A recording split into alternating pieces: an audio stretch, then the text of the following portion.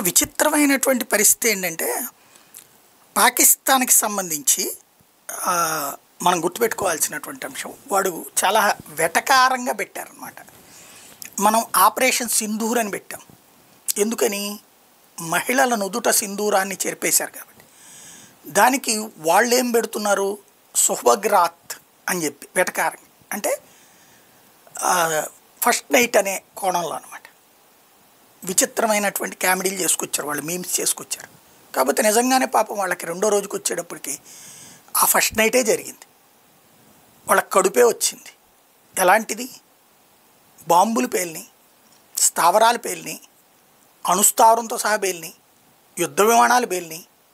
అంటే కేవలం మాటలతో, నోటి తుత్తరతో, మీమ్స్తో, సోషల్ మీడియాలో బతకడమే తప్పించి సోషల్ మీడియా యుద్ధంలోనే గెలుస్తున్నారు వాళ్ళు. ప్రత్యక్ష యుద్ధంలో పనికి మాలిన దద్దమ్మలుగా మిగులుతున్నటువంటి దేశం ఏదన్నా ఉందంటే అదే.